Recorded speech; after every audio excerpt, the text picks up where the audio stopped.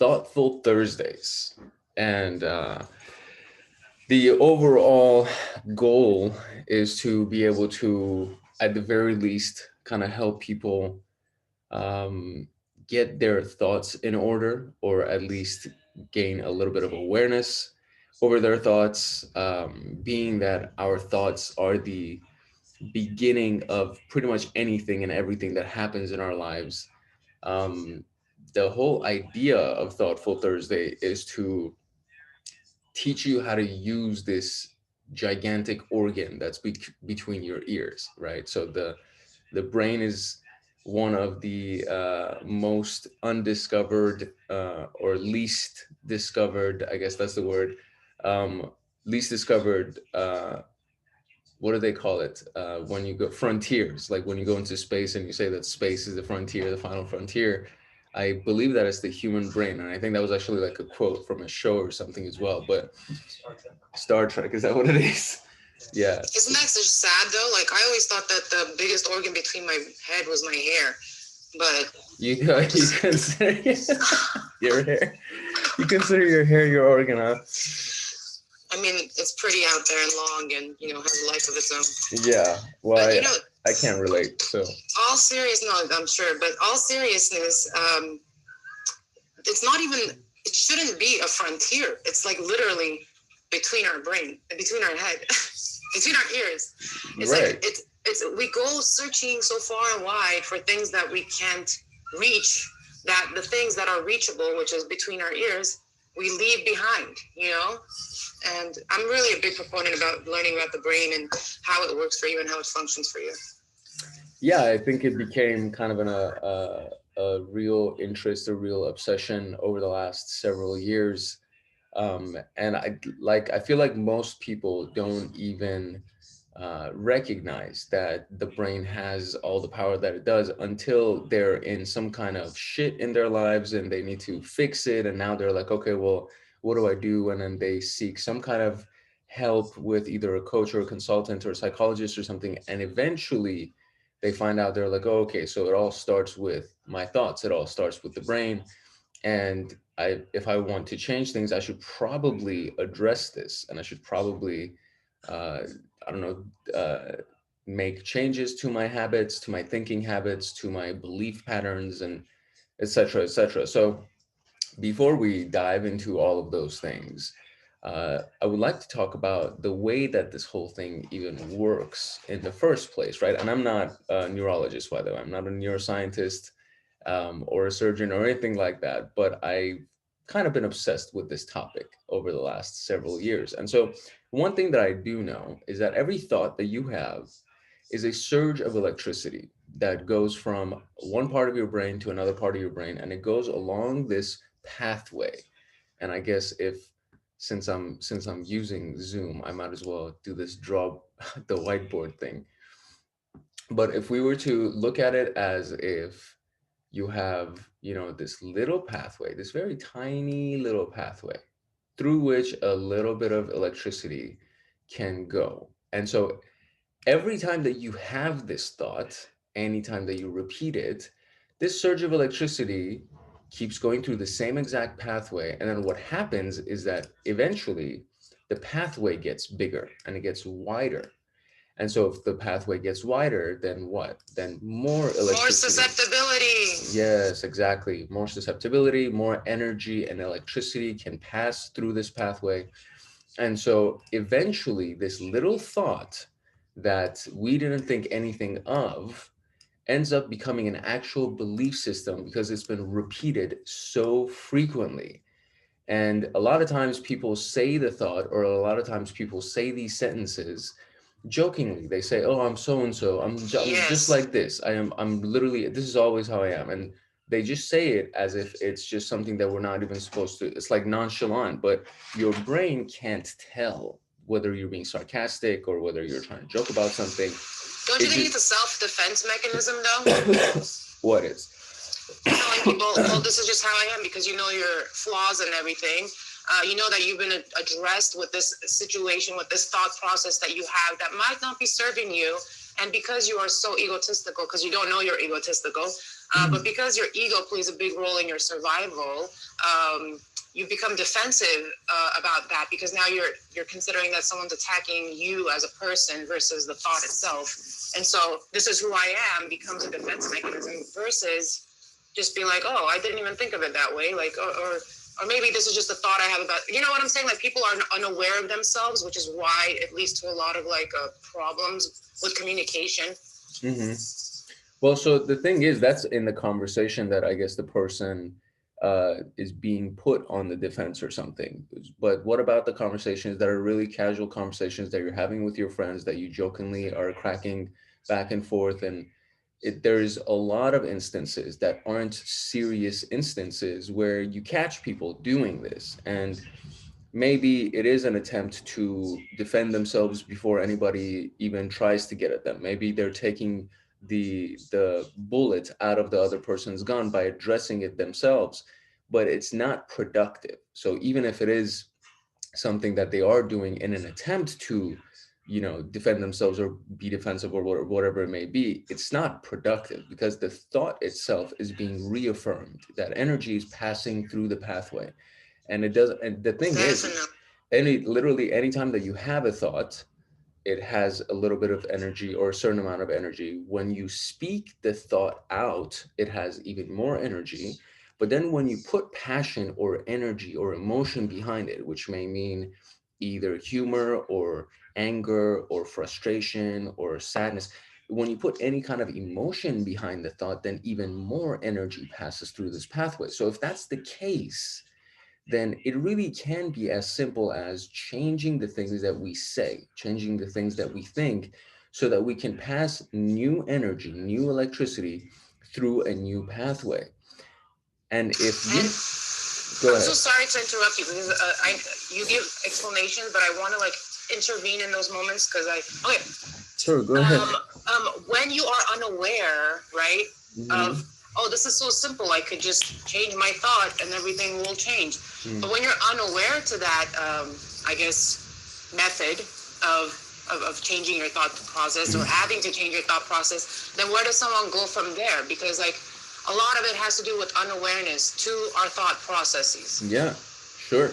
I mean, so it becomes there's a point in your life, and we kind of touched it at the top of the conversation, but typically something happens to people that they're like, I feel like there's something I need to address here. I feel like there's something that I need to change or need to fix or whatever.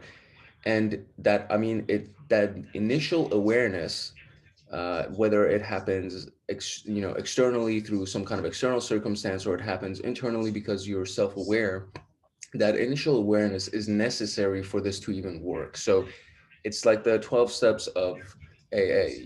If you can't admit that you have a problem, then there's nothing I can do for you. There's nothing that this content will do for you. If you can't admit that you have a problem, you probably won't even seek out this content or sit down and watch the video for this. Or so there has to be a little middle ground. If the student is ready, the teacher appears. This has been like an old adage that's as old as time itself. And it's very true, and it applies to pretty much any situation where learning is involved, and this is really no different. So if whoever the person is can't even recognize, they can't even admit that there's something that they need to address, that there's something that they need to change with their thought process, then I'm not, I never sit there and actually try to force people to change their thought processes, because it's literally like it's impossible to try to force somebody to change the way they think if they don't want to change, if they don't see the value in changing. Now, on the other side of it is that, yeah, did you want to say something? Go ahead. Well, yeah, it's a conversation, right? Yeah, So if sure. they don't see the value in changing, then they don't need to change. That's it, because they themselves view themselves as who they are, right? So Hmm. you're right. Like, they don't need to come into this conversation. They don't need to like hear what we have to say. But Yeah. also, how do we get ourselves in front of a group of people like that might cause a spark, that, like, if they're not being exposed to their unawareness, Yeah. then how would they ever know that they need to change? How would they ever want to seek the value, because they are unaware? So how do we expose people who are unaware to Hmm. their own thought processes? So, I mean, if we want to actually like take control of it, It would probably be something similar to this conversation or video, or maybe a little bit more thought out, like a little bit more direct, but it would be driving targeted traffic through either Facebook or Instagram or YouTube or something to this conversation, so that if the person somehow at some point researched this or viewed something around this or something like that, then it at least gets in front of them. And you literally do that for pennies. This is like a conversation that I was having with Chris last night. uh, it was the At one point of the conversation, it was like, okay, well, can you do $20 a month, can you do $30 a month, where you just test out these episodes that you've put out, you test out these videos that you put out, and then you see what people bite at, you see what people consume the most, and then you can kind of uh, gear the remainder of your show and your episodes and the direction of the show, if necessary, towards these statistics and this data that you're gathering through your promotion. So it would be the same thing here. It would be finding where these group of people actually live online, the places that they hang out, and the type of information that they consume, and then just putting ourselves in that little world where we're kind of like digitally rubbing shoulders with these content pieces that they're consuming, and then they just find us through that. Um, it's I would love that. I would love Yeah, to infiltrate a market that has not been tapped into, yeah, because I feel like a lot more people who do gain awareness about themselves and their thought process and whatnot, before they even seek this kind of guidance, they go through their own shit, right? Like, I know yeah, I've been sure, through it. Like, I know you've been through it. Like, before we even heard about what a coach was, before we even heard about what, like, how to better our lives, I don't know. You go through your own BS, yeah, and then maybe through word of mouth, you hear that this person did this, and then you start exploring yourself, and I don't know, like, then you branch out. So I feel like we can get in front of a market that might not even, like you said, that might not be even in this arena, but people that have problems, hmm, and not even related to, like, let's say finances, right? Like, with hmm, any kind of problem. So hmm, any kind of problem, people sure. would need this video in front of them. Yeah, so I mean, we talked about this like I think a few days ago, but being depressed or sad or whatever is as addictive as being happy and inspired, because there are certain chemicals that get released into the brain. And so the feeling of being in depression or the feeling of being sad itself is addictive. And so this is literally just like any other addiction. You have to hit rock bottom in a sense for you to be like, okay, I need help. I need to change things. I need to somehow fix whatever is going on here.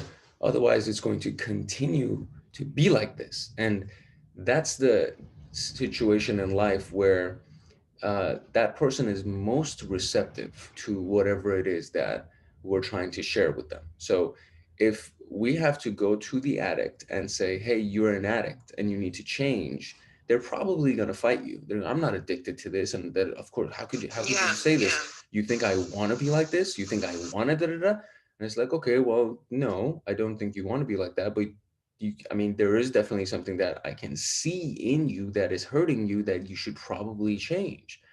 But you can't have that kind of a conversation with people and expect it to actually end productively. So it really needs to be the point that the person themselves has hit a point in their lives that they are actively seeking out this information. That's how I got here. That's how I discovered this stuff, and that's how I stuck to it. That's the thing right there, is that, like, you don't want them to just watch the one video. You want them to get so obsessed about this topic that they research everything on this topic. They buy your book, they buy other people's books, they watch courses and they take classes. And, like, you want them to be in that state. They're like a sponge and they're just trying to soak up everything. But until they get there, I mean, you know as well as I do, you deal with somebody who has a problem, and you can clearly see, as the third person from the outside, you can clearly see what their problem is. And you say, okay, well, you know what? If you make these adjustments, it'll definitely help you. But communicating that to the person in a way that they're actually receptive and are willing to listen to you is a whole other ballgame. So, Which comes to my point about the defense mechanism, right? The yeah, ego replying on your behalf. Oh, I'm not an addict. you know, Yeah. because now you're thinking, oh my God, like they see me for who I am, they're exposing me, and now I got to protect myself. Sure. Versus, oh, this person's probably trying to help me, just as how all these other people around me probably tried to help me in their own way. And so there's a bit of, not a bit, there's a lot of accountability, you know, aside from the Yeah. awareness. You can Yeah. be aware that you're a drug addict, but can you be accountable for it? Sure. Yeah, absolutely. Absolutely. Um, yeah, I mean, I couldn't have said that better myself. So it's once you're there, so let's say you've made the admission and you're aware and you've made the admission that you need to make changes, that you need to hold yourself accountable and you need to adjust. Then it comes down to, all right, here's the technique, right? Here's the practicality behind it. And it's the reason why they had us writing standards when we were in middle school, and you repeat, 100 times on your notebook that I'm this or I'm not this or whatever. And unfortunately they didn't really have it right, because they would say I will not do this or I'm not this. And it's not really the Yeah, best way to reprogram somebody's thinking. But the but that's philosophy what they want behind to it, do. yeah, of course. They were trained to program us that exactly that way, which Yeah, is but why it we have didn't such a work. society of like people who don't know what the fuck they want with It themselves. I'm didn't sorry, I'm work though. cussing, by the way. No, Go on. it's fine. It's like they tried, but unfortunately it was a little bit of a half-assed attempt. So they used the right philosophy, but they didn't execute it properly. And so it didn't really make long-lasting change across too many people. The only change that maybe it did make is that the person figured out how to get around being caught so that they don't have to do standards anymore. And that's not the kind of change that you want to make in a person anyway. You want them to actually want to do things, not try to cheat the system. So it's a very interesting Why does concept. one cheat the system? Because they can, or because they're lazy, or because, like, we all know how we can cheat the system, but why don't you cheat the system, and why don't I cheat the system, and why do certain people cheat the system? And maybe we are cheating the system because we're so smart. Who knows? You know? Well, That that that goes into semantics, and that definitely you know, I like, love me some yeah, semantics. sure, and that definitely goes into, I think, a much deeper conversation around philosophy. But I think, uh, what if we're cheating the system necessarily, or why would somebody want to cheat the system because they can? That's probably a part of it, but the reason why you would abide by a system, or the reason why you would follow a certain set of rules, is because at some point you've understood that it's in your best interest to do so. So it's not that you're trying to suck up to authority, or it's not that, you're trying to stay out of trouble, where those may be great motivators as well. But ultimately, the greatest motivation, the one that makes long lasting change, the one that actually puts people like you and me in the same room together after 5, 10 years of knowing each other, those types of moves, those types of changes happen. 2007 to 2021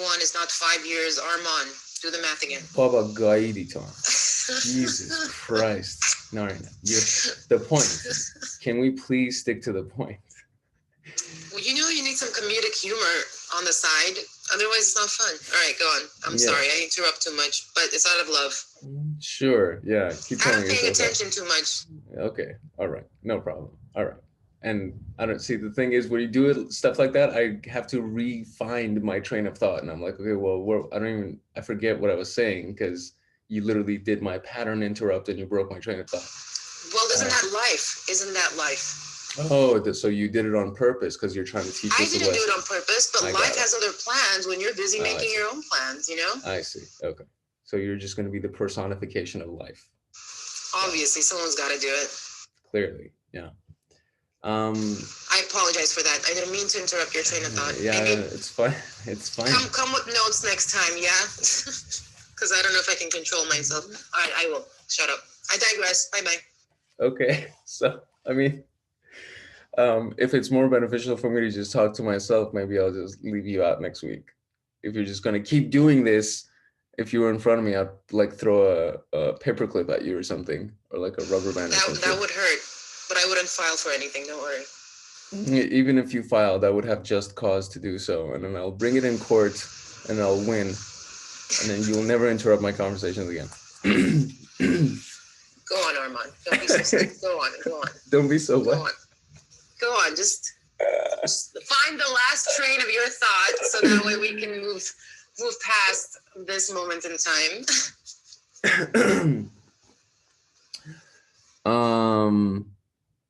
You know, we were talking about brain stuff. I think. Well, look at the brain. Look at how the brain is so easily veered off track, right? No, Why no, was no, that I got so easy? No, I got it. I'm just fucking around. So really what I believe we kind of landed on was this idea that if you are going to abide by the rules of brain conditioning, if you're going to abide by the rules of just conditioning, human conditioning in general, you typically do it because if it's long lasting, especially if you want it to last for a lifetime, you do it because of your self interests. You don't do it because of other people.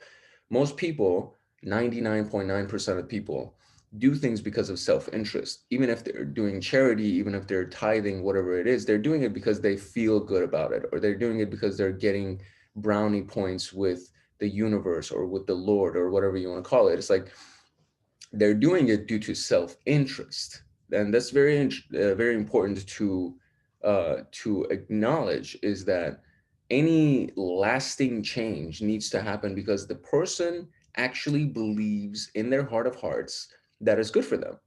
And so those are the only times that they'll actually stick it out through the struggle part of it. Because especially when you're trying to reprogram your own brain, it's like it's not an easy task. It doesn't happen in one day. I mean, you're trying to reprogram programming that took 10 years, 20 years, 30 years to actually go into your brain and to become a part of your existence. And you're trying to reprogram all of that shit. And so that's not going to take a day or a week or a month. It's going to take a good dedication of time. And the only way that somebody will even go through that process is because of the fact that it's a selfish move. They're doing it because of themselves. They're not doing it for anybody else. So I think the original question was, is like, why would somebody even want to abide by a system? Why would somebody go against the system? And a system in this particular situation has to do with just the way that your brain functions and the system of your mind and how your brain works. But it's probably like that with every other system as well. You know, I got into some trouble in my earlier years and I was arrested and I went to jail. And it wasn't because the judge told me that I shouldn't do it that went straight afterwards. It was because of the fact that I was like, dude, this was a crappy experience. I definitely don't want to go through this ever again in my life. So I'm definitely not putting myself in this position anymore. It was a self-involved choice. It was a selfish choice. Now, are the police happy about it? Of course. Is the judge happy about it? Of course.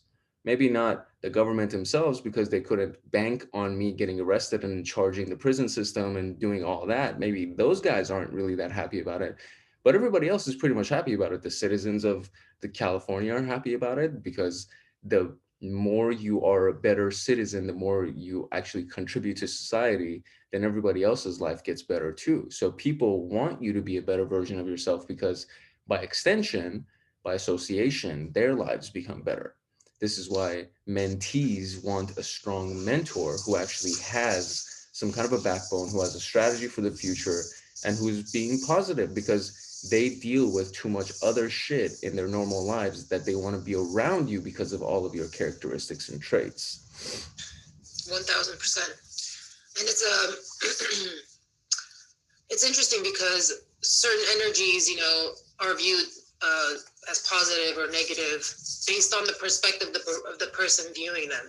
So like, I know for a fact that like people have a love-hate relationship with me, just because I'm all over the place sometimes with my energy, and not everyone can handle it all at the same time because it's just not on the flat line. But what I'm trying to say is overall, I get positive feedback from people despite, any kind of negativity. Yeah.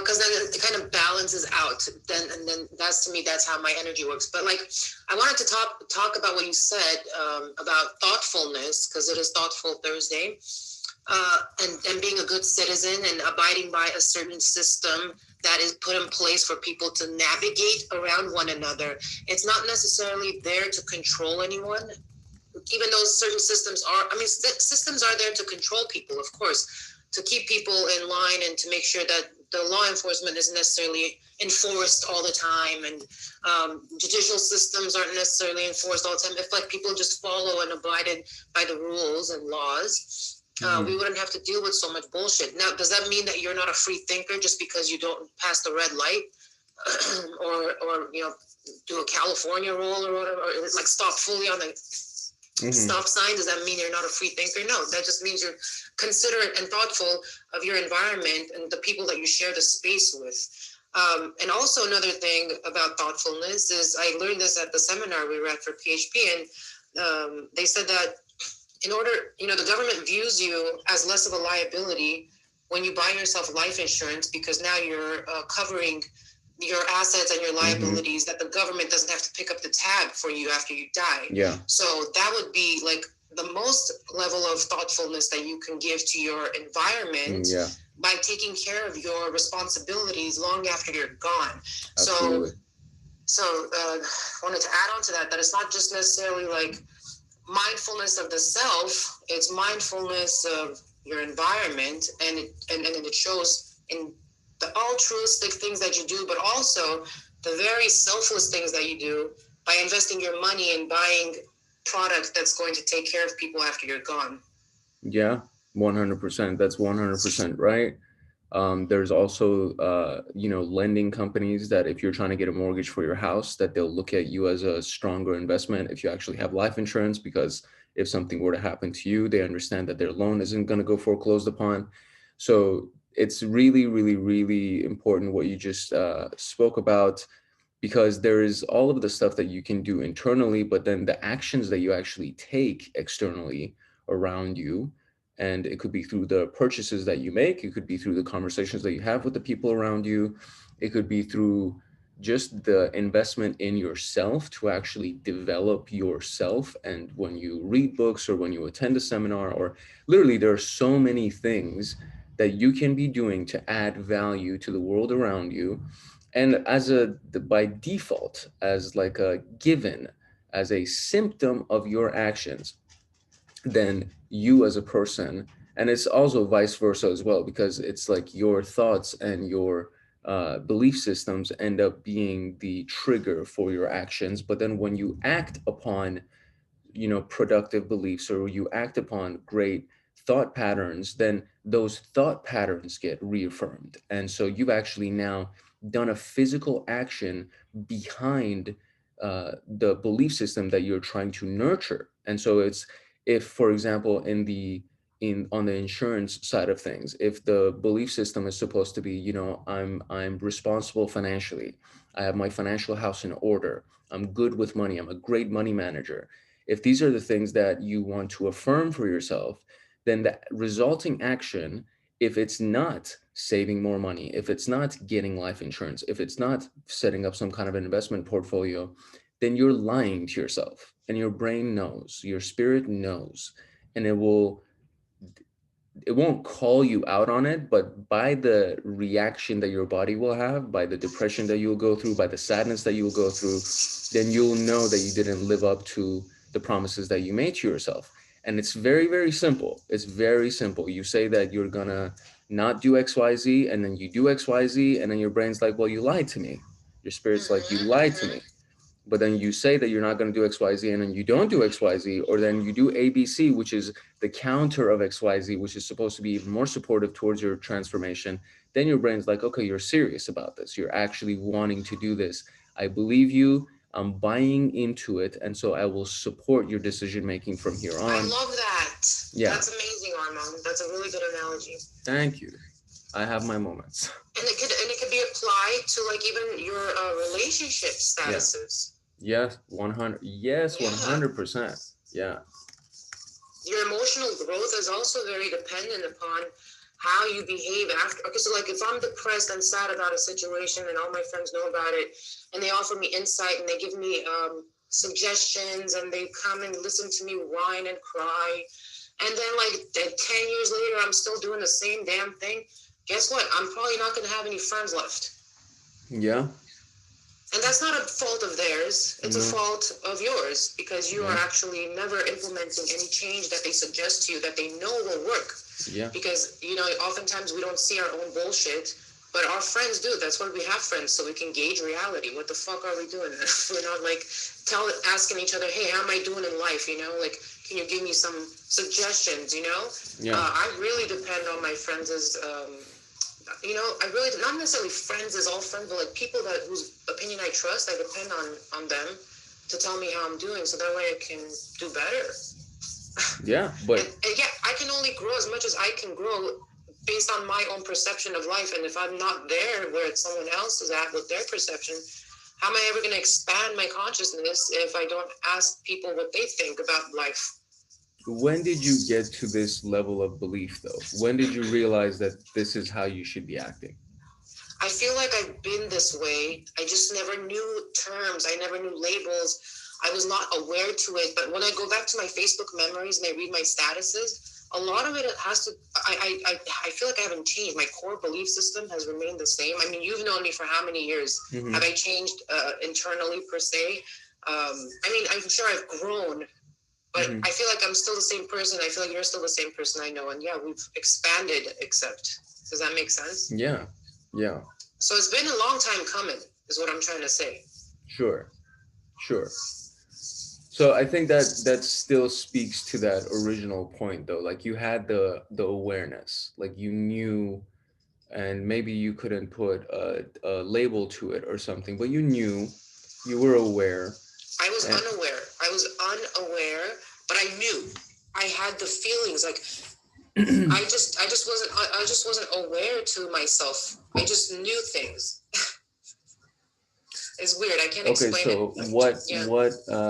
what instigated the awareness then?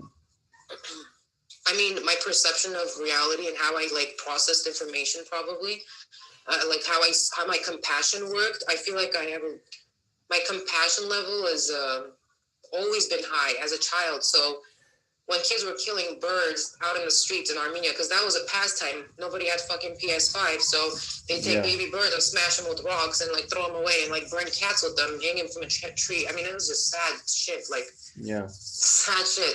Anyway, I would always try to revive those animals after, and I felt sad for them. And I was only like 2, 3 years old, but I have vivid memory from those days.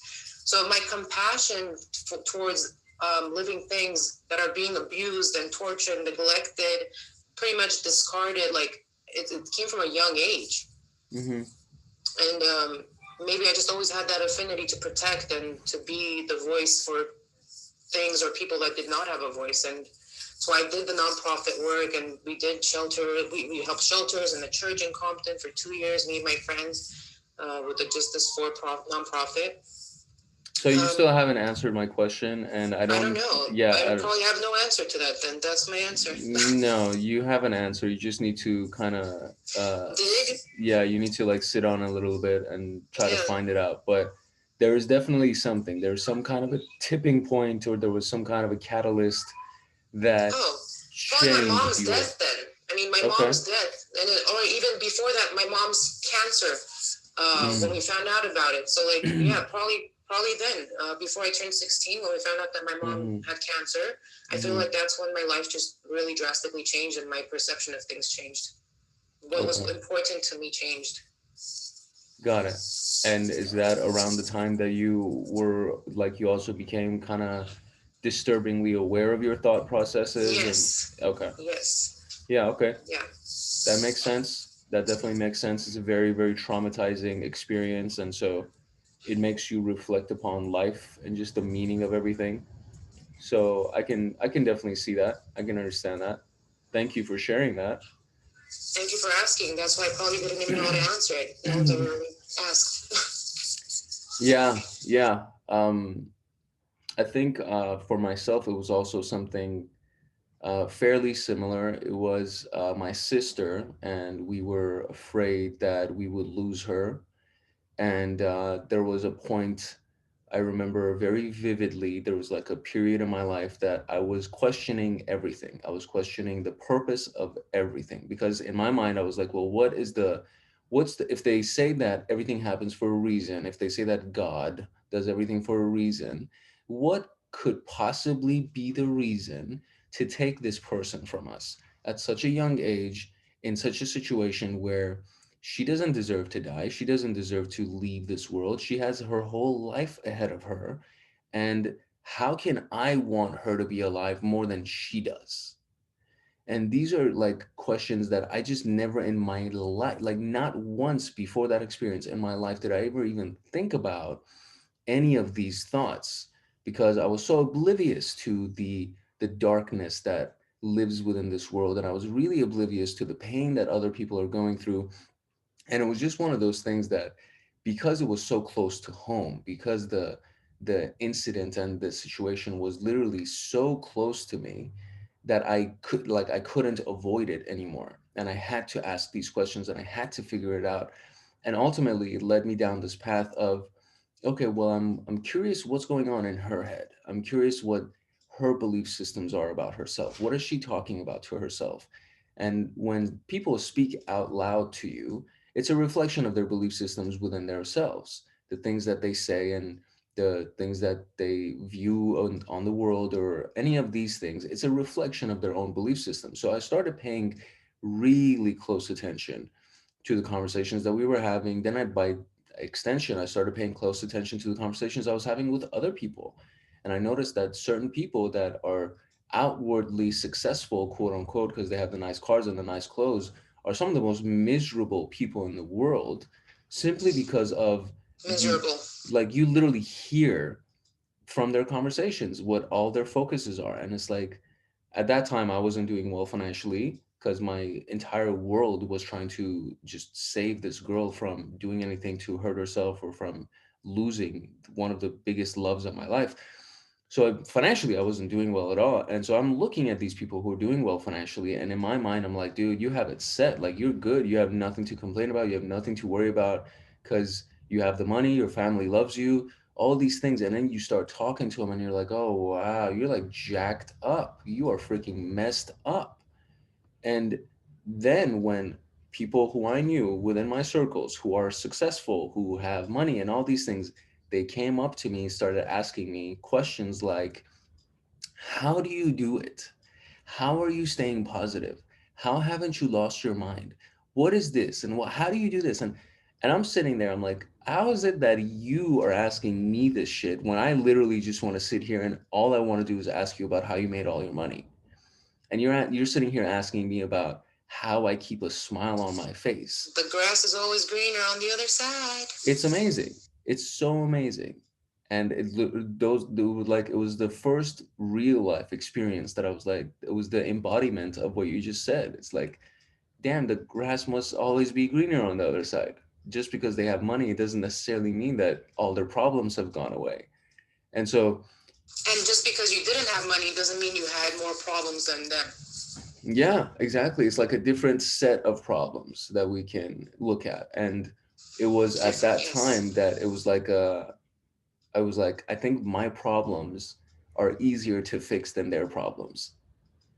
You know, when you have to make money, it's like a math formula that you have to figure out. You're solving for X. Armand, it's because you had a different perspective on life that they had not tapped into yet. That's why. You Sure. understood things that they didn't understand because of maybe the hardship that you actually went through, and also your mind was more open to change Sure. versus theirs. You know. Yeah, I was starving for change. Absolutely. Mm-hmm. And I mean, so the perspective and being perceptive and open to the situation, I think those things were it was like a result of our family being in such a really tough spot. And I think that's, if it's like one of the most guaranteed ways to elicit change is put them through struggle. See how they handle struggle. Mm-hmm. And then if they can actually come out the other side without having self-destroyed themselves, then there's probably a likelihood that this person can make it and they'll actually make the transformation. They'll want to go through the transformation. But if they're not, the thing is, it's like if you've been living in the clouds this entire time, and you hear, I mean, we hear stories about this all the time, especially in like the Middle Eastern wealthy communities, where it's like the parents are super rich, they're very, very well off, and they think that the problems of the children are going to be solved with more and more money. And so they just give the kids more and more money. But then it ends up that the kid ends up being a drug addict and they commit suicide or they get into like 17 car accidents, or it's like all of these crazy things happen, and the parents are like, "Well, why? I'm trying to give them the best life." And I'm just like, "Well, dude, you're not. They're not struggling for anything. They don't have to work for But anything." that's because of the parents' own projection about their own life, because they came from poor countries, probably had no money, got here, became wealthy. So now best life means money. And so if you have money, then why would you go do drugs? But like that's that's the best way to go do drugs when you have money, because drugs are expensive. And the thing is, the drugs are the drama because Yeah. life lacks drama for them. They don't have to struggle for anything. Yes. They don't have to deal with any kind of internal carnage. So they manifest it, they fabricate it through the use of substances like that, simply because of the fact that they now know what it feels like to feel something else. They know what it Mm-hmm. feels like to go through a process that everything isn't perfect, everything isn't handed to them, and then they're having self-doubt for the first time and they're having all of these things. So it's a necessity from life. Their parents went through it, absolutely, and that's why they became who they became and they achieved all their success. And because of the fact that they're trying to avoid it for their children, they're doing their children a Mm-hmm. disservice, and the kid eventually, Mm-hmm. either through their younger years or through their adult years, is going to have to deal with failure. They have to deal with struggle because it's inevitable. It's a part of life that you cannot escape from. Being human is to struggle. Being human is to strive to want to accomplish more, or at the very least to deal with problems. That's a part of our existence. And if you're trying to avoid that for your kids, then you're not setting them up for success. You're debilitating them. You are handicapping them. And it's I feel like the money isn't necessarily the problem. Like, it's the allocation and the way it's allocated is the problem, and the energy behind how it's allocated. So, if like you're a parent who doesn't know how to parent his child or her child, you're going to throw money at it to solve the mhm, problem because you are unaware of how to parent the child. You're unaware of emotional traumas. You're unaware of, even financial. You're just unaware of how much trauma you're causing, and how trauma can be caused. So as a parent, I feel like there are rich parents who really set up their kids for success by like being there for them emotionally, mhm, and that's it. That's really all your kids need, to be honest with you. They're never going to mhm, remember the money. They're going to remember if your dad was there or not. mhm. Yeah. No, I mean 100%. And so, I mean, Patrick has, I think, like one of the strongest philosophies for raising his kids and giving things to his kids. The stipulation, the condition for anything that the children want is how many books have you read this week? And if you read more books, then I'll give you more money. If you read more books, then I'll buy you this game that you want, or whatever it is. And so it's not that I'm going to make you do chores around the house or manual labor, which probably they do chores around the house and things like that as well. But the stipulation to get money or support from their parents is how many books did you read? How much knowledge have you consumed that you think is worthy of this amount of money? Also, and to kind of add to that, this was like, I think before, like, or maybe like around the time that he had his first son. He announced, he told everybody, he's like, our my son was wondering if we're rich. And I was like, I'm rich, you're not. This is my money. LOL. Is like, this is my money. It's not your money. I'm not Yeah, giving you any of this money. I busted I my ass totally for agree this with that money. philosophy, Arman. I agree with that philosophy 100,000%. I don't rely on my dad or any of their wealth that they've accumulated. Mm-hmm. You know what I'm saying? And so, Mm-hmm. I mean, I don't do this for my children either. Like, I Mm-hmm. never tell them that this is their money. I always let them know that I'm working hard to provide Mm-hmm. for them what they desire, and so Mm-hmm. must acknowledge that, Mm-hmm. because I even break it down to my son. I'm like, hey, when I do this service for people, I charge this much per hour, and so Mm-hmm. what you want is going to cost me 4 hours, and that's how long I'm going to be away to Mm-hmm. make this happen for you. So Mm-hmm. I want you to be aware of what it's costing, you Mm-hmm. know, what you want, what you really want, and how much it's costing you, and what it really is costing you. Yeah, 100%. And so what you're doing, and to kind of, I guess, go full circle back to the top of the conversation, what you're doing is proper programming. What you're doing is you're actually explaining everything. You're explaining the circumstances around a certain event taking place, and the necessities for that to take place, and what they have to do, what you have to do. And so it's the things that we are fed as children that end up turning into our programming as adults. And if those things that we are fed as children, either through our parents or through our environment or through our teachers or coaches, our friends' parents, these things that you soak up because you're a sponge when you're a kid, all of these things turn into the programming and the conditioning as an adult. And if those things that were fed to you are not productive, if those things are not helpful to your life, then you have to reprogram yourself whenever you become aware that those things are hurting you, whenever you become aware that, okay, well, this is a conditioning, this is a programming that has been connected to that one experience that I had as a kid with my mom or with my dad or something like that, and it's not serving me, and I need to change this. I need to change this programming. I need to believe in myself more. I need to accept the fact that certain things aren't going to come easy, and I have to be tenacious, and I have to be audacious, and I have to be relentless. These things are programming. These things are literally belief systems that have been inserted into the human brain through the conditioning of their environment. Gary Vee says this all the time. He's like, I never read a book. I've never read anything around personal development. I've never gone to a seminar or anything like that. But my mom and my dad instilled these values in me from when I was a kid that I recall to this day. That shit is real. And then you look at 1000% real. you literally look at Gary and you look at the results of his life and you look at how tenacious he is. But at the same time, it's like you look at how empathetic he is. You look at how kind he is to people.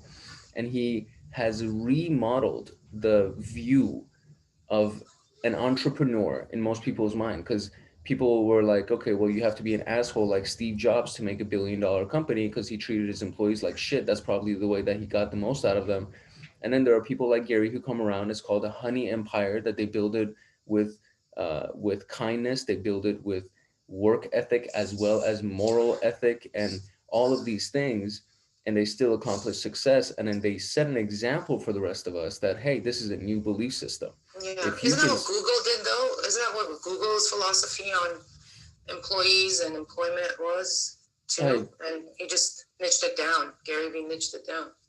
sure, I don't know if that was Google's philosophy, so I don't want to like speak on it improperly, but I'll take your word for it. I believe it. I mean, they've grown into a Mm-hmm. freaking gigantic company, and you can't really do that without treating your people well. Yeah, I So, agree. And I've gone through the experience of, by the way, when I owned my salon, I thought I mm-hmm, was treating people well mm-hmm, by complying to what they would want, and how to do the work and what services they could provide, and giving a higher percentage to them. I thought that I was providing a good work environment. And then what happened was I couldn't afford it, because guess what? I was doing bad business strategies for myself. And so the higher percentage for them meant less money for me, and I still had the overhead. So mm-hmm. then I became a villain when I tried to negotiate down the percentages. So you understand what I'm saying? Like, I Yeah, came in absolutely. with good intentions, and then when I saw that it wasn't working for me and I needed to fix it so that I don't lose my business, my employees weren't happy. And by the way, I was late on their pay because I could not afford it. Like, what do? Pay the rent or pay my employees, because they were not negotiating down with me. Yeah. And so and when I actually finally forced it upon them, because I had to, I was going to lose my business. Mm-hmm. They started getting less. They started getting more intense with me, more hostile. Sure. It was an unpleasant work environment. So Sure. what I'm trying to say is, don't be too nice just for the sake of being nice, right? Like, you gotta fucking say yes to people when you're not saying no to yourself. Sure. And what happened was I ended up being the villain. I was supporting 10 families. I was not taking money home. I made $500,000 in 2 years, by the way, but I didn't see a dollar of it. Because I was trying to be nice and I didn't know how to fucking run a business. But now, it's different.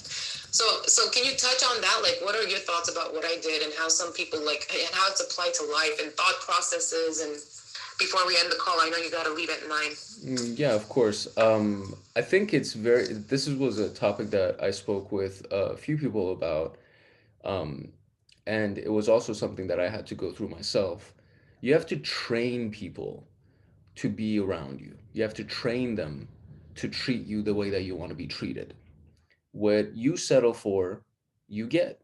You give somebody an inch, they'll take a mile.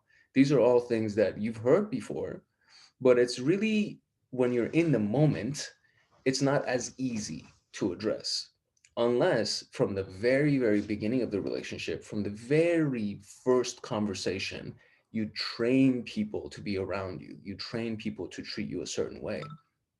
If I'm constantly communicating that, yo, I got to bounce at 9 or I got a deadline that's at this time, eventually, after 4 or 5 of those interactions, whoever the person is, they're going to be like, okay, Armand values his time. And if I get together with him, then by this time, then I need to be out. And that's training. I didn't do anything rude. I didn't say anything that was malicious in any way. I just said from the beginning, hey, how much time do we have together? Oh, that's great. I have to be out by this time. That's a very subtle but important piece of treating people or having people treat you the way that you want to be treated. And it's the same thing if somebody says even something remotely disrespectful or rude, my face changes because I wear my emotions on my face. You know what I mean? So I'm all smiles and I'm like attentive. I'm all this great. The instant that I feel like there's some kind of disrespect or some kind of shade being thrown, my face just goes like poker face, and the person notices that something happened. And whenever they stop talking, I just kindly, I'm like, don't ever do that again. I don't like it when people talk to me like that. I don't like being treated like this. Please don't do that again. If you want us to be friends, if you want us to be a productive relationship, this is how I want to be spoken to. And I've sat there with my mother and done this. Yeah. I've sat there with my friends and done this. I've sat there with business associates and done this. Because some people literally, they'll be, oh my God, stop being so stupid. Yeah. And I was like, don't call me stupid. Yeah, but I'm joking. I don't care if you're joking. Don't call me stupid. I agree. It's little things like that because I take your words seriously. You may not take your words seriously, but I take them seriously because it's a reflection of how you think. Oh, who's being semantic-y now? That's why I'm so hard on. That's why I'm so big on semantics, because it's important to me what words are being used to express a thought or feeling. Because any word change can mean a different thing, and in that, from then you're just going to have a different perception, and that path is going to be going in that way. So that's why I'll always correct people on the words, not because I'm being a grammar Nazi, but because it changes the meaning of what I'm trying to convey. So there's a time and place, I think, for everything. And I understand your reasoning behind doing it, but there are certain times where it's like, you got to let it go. Like, you knew what I meant. Which are those times? That's your perception. I will never let it go if I feel like the person is going to misperceive what I'm saying. So I'll never let that go. Just like how you won't let it go, a rude comment. So it's not, your face will show. If it's me saying something and then you're correcting the way that I'm saying something, it's you saying that you think what I mean, like you think you know what I mean, and then now you're trying to give meaning to what I was trying to say. Those are the times where I'm like, okay, well, you and your fucking semantics. That's an incorrect perception because it's exactly the opposite. If you're saying something and I'm saying it back, that means that I probably misunderstood something that you're saying, or that I feel like I didn't correctly convey my thought. That's me, not you. Okay. So it's an incorrect perception. I'm not attacking or correcting or arguing or anything. I'm literally trying to convey exactly what I'm trying to say. Okay. Fair enough. I'm not gonna argue that. But it does ultimately come down to training people to be around you. So it's one thing to want to make your point clear in a conversation. It's a completely other thing to speak to your employees and say, hey, this is what you're going to get paid. And if you do well, then I'll give you a bonus. but you trained them the other way. You gave them Mm-hmm. the extra money at first, and then when you started taking the Yes. money away, then they're like, what the fuck is going on? So if it was the Yes. other way, then they would have been grateful anytime that there was a bump in their pay, because they're used to something else. They've been trained for something else. So I think it's like this with everything in life. And I think it's like this with the friends that we have, with our kids, with our lovers, with our business associates, and our clients. People believe certain things in their own world. And when you collide your world with theirs, there's bound to be some kind of overlap, and there's bound to be some kind of friction. And so, whenever those friction points rise up, you have to address it right away. And it's the discomfort that comes in that situation that makes it very difficult, but it needs to be something that is addressed. Otherwise, it's just going to run away from you, and then it's going to roll downhill like this little snowball effect or whatever. And it's just going to keep getting bigger and bigger and bigger and bigger until it becomes too big to address. And then you end up having a fight, or you end up exploding on this person, or whatever the situation is. So it's it's in your best interest to be clear about the things that you want, to train people from the very beginning on how you want them to interact with you and how you want them to treat you, and ultimately help recondition their thought patterns and their belief systems about what it's like to properly interact with another human being. Because some people may have been, again, coming from this family that nobody ever said no to them, and they are expecting a yes, they're expecting you to bend over backwards. And in the instant that they see that you're not willing to do it, they put some kind of a label or a judgment on you, and it's your job to say, no, you've actually been treated extremely well in your life, which is all good, but that's not how the real world works. And if you think that I'm different than anybody else that's going to treat you this way, then by all means, go and find somebody else that'll treat you the way that you want to be treated. But I promise you, whoever does do it is either full of shit, or eventually it's going to blow up back in your face again. At least I have the guts to tell you up front in your face that this is what I believe. And if you want to do business with me, awesome. If you want to be friends with me, awesome. If you don't, there's literally 7.7 billion people on this planet. I don't need you. And it sounds rude, it sounds abrasive, but that's my conditioning. Because I used to let people walk all over me through my earlier years. And it got to the point that I was like, look, man, I'd rather be the douche than let somebody else walk all over me again. So that's my trauma and my conditioning that changed. You don't have to do it that way, but it was something that I experienced. So the conditioning and the programming that goes through our brains I mean, obviously, it lives out of your daily life. Like, it reflects on everything that happens throughout your daily life. And if you're listening to this and there is something about your life, I don't know what it is, but if there's something about your life that doesn't feel right, that you feel like you need to change, that you feel like you need to improve, then be introspective. Take some time to yourself. Really think about what these things are. Think about what you want. Think about who you want to be, how you want to live your life, what kind of relationships that you want to have, and get clear on these things. Because if you're not clear, then you're just going to get what life is going to throw at you anyway. At least if you're clear, you have a way that you're going to navigate, and you have something that you're pushing for and you're striving for. So, this is my 2 cents on this topic. It's like one of the one of the deepest topics, one of the biggest conversations that can happen, because we still, like, we know like maybe 3% about the human brain or something. So it's like, this is such an interesting conversation to me, and I hope that we can have many, many more of these conversations, because I really love talking about this. Narina John, are you still with us?